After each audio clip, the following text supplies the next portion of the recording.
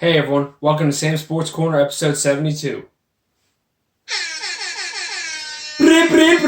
Alright, I'm sure you're all curious as to why I have a seersucker jacket and shorts on. Well, it's because this weekend is Derby weekend, and it's a big deal. It's one of the most important events in sports nationwide every year. Those things you're supposed to do, sports fans, is see the Derby, see the Masters, see Talladega, see the Super Bowl, right? So this weekend's the Derby. So I figured I might as well get dressed up for y'all. So speaking of the Derby, we have some things to talk about. 4-1 odds, Omaha Beach, which was the favorite, has backed out of the race. This is normally not significant because, right, a horse backs out of a race. Who cares? Well, it's significant because I bet on said horse. I put a lot of money on Omaha Beach because a few years ago I went to the Derby for the first time, not knowing anything, and I saw the Battle Midway. I put a bunch of money on the Battle Midway, and that horse won me a bunch of money. So ever since then, being the good military man that I am, I only bet on military-named horses. So obviously Omaha Beach came up this year and was perfect, and yesterday he backed out of the race, losing me all my money. So, we as a collective Sam Sports Corner fan base are hoping that horse turns into glue. I hope they melt that horse into an entire bottle of Elmer's glue, and I hope they mark it as Omaha Beach glue. That way I can buy it and at least get a little bit of the fruits of my labor. Get a little bit of my money's worth. So, Omaha Beach, I hope your owner is dragged out on the street and shot. I hope you're turned into glue, and I hope the person who's supposed to ride you is hung from the nearest, I don't know, kiddie basketball hoop, because that's all we need. We don't need a tree. Moving right along, let's talk about the basketball playoffs that honestly nobody cares about. It hasn't been that stellar. A lot of complaining about the officiating of the games, which is not that uncommon, but it's just really, honestly, all we're playing up to is who is going to lose to the Warriors in the finals. That's it. Because no one's beating the Warriors. LeBron's not in it, which, don't get me wrong, I'm very happy that LeBron is not playing this year in the playoffs. It just cements the fact that MJ really is the GOAT.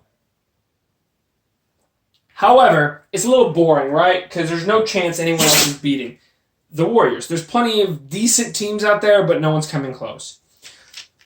Next on the list to talk about, hockey playoffs, right? So we're a hockey-positive sports show. This is a weird hockey playoffs. Let's talk about something. The three dynasties, right, of the last decade. The LA Kings were second to last in the league. Your Chicago Blackhawks didn't make the playoffs. And the Penguins, who did make the playoffs, got swept in the first round. Some other notable teams from the season, the Tampa Bay Lightning, who had the best season in the history of hockey, knocked out in the first round of the playoffs. Capitals knocked out in the first round of the playoffs. The Vegas Golden Knights, who were great last year and this year, out of the playoffs. Let's talk about some of the teams that are still there. Carolina in the second round. The Carolina Hurricanes, the joke team of the league, right? This is the former Cleveland Browns of hockey, is up 3-0 on the Islanders in the second round.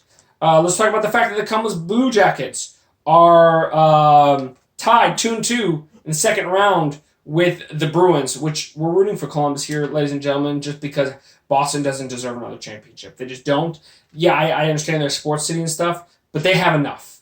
The rest of us, the collective rest of us as a country, need somebody else other than Boston to win.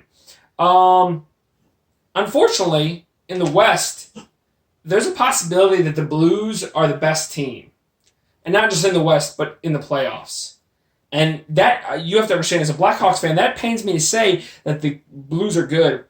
I need somebody to do something to the Blues because I refuse to live in a world where the Blues have a Stanley Cup championship. It can't happen.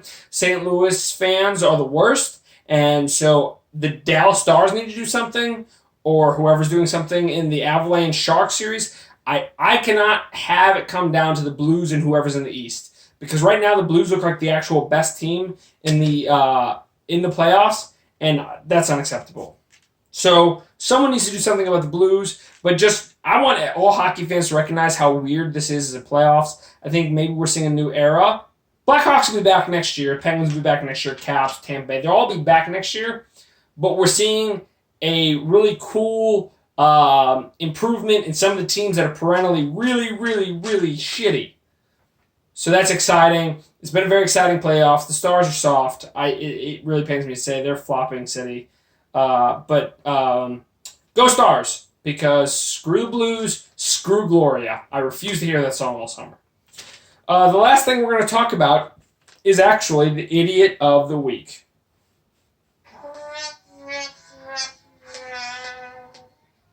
All right, so the Idiot of the Week comes from the NFL draft. And I know it's not NFL season, right? It's not football season. However, NFL seems to dominate the airwaves no matter what season it is, right? So NFL draft comes up. Everyone thinks they know the picks. All the experts have their mock drafts, and they're all wrong always. I just want to talk about the Idiot of the Week for a second. The New York Giants GM, David Gettleman, he ended up with 3 picks in the first round, right? He had number 6 from his own season, number 17 that he traded Odell Beckham Jr. for and Jabril Peppers, and then they traded back into the first round late. Somehow, this man, with 3 picks in the draft, managed to not make his team any better. The Giants got 0% better with their 3 picks. At number 6, they took Daniel Jones, the quarterback from Duke, who obviously would have been there at pick 17 because the only quarterback taken before then was Dwayne Haskins, who everyone thought the Giants were going to take at 6, was taken at 16 by the Redskins, right? So if Daniel Jones is your guy, he's still there at 17. Instead, they take Daniel Jones at 6, which is a mind-boggling pick. Then at 17 and what I think 28, they take nobodies. Like, no one's special. They literally, with 3 picks in the first round of this year's draft, they're like, hey, this is your chance. You got 3 picks. Do nothing.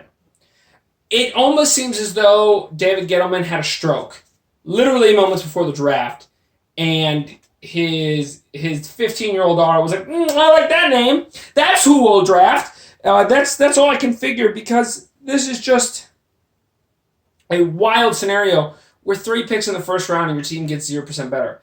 The Giants end up with the first overall pick in the draft next year. There's a lot of speculation and stuff. They're bad. Daniel Jones is not a great quarterback. They could have easily got him in the second round, let alone the end of the first round. They took a no-name offensive lineman because there were a jillion taken earlier than that in the draft. He's going to be a good offensive lineman, but nothing special. I want to say with pick 17, they took a random wide receiver. No, they didn't take a wide receiver.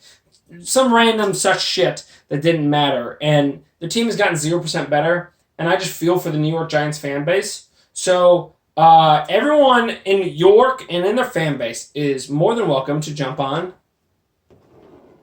the Bears bandwagon, because we're going to the NFC Championship, probably the Super Bowl, with our grade A choice in the first round. The Bears won the first round with a choice of Khalil Mack that we got from the Raiders. So Khalil Mack, Bears, Super Bowl bound.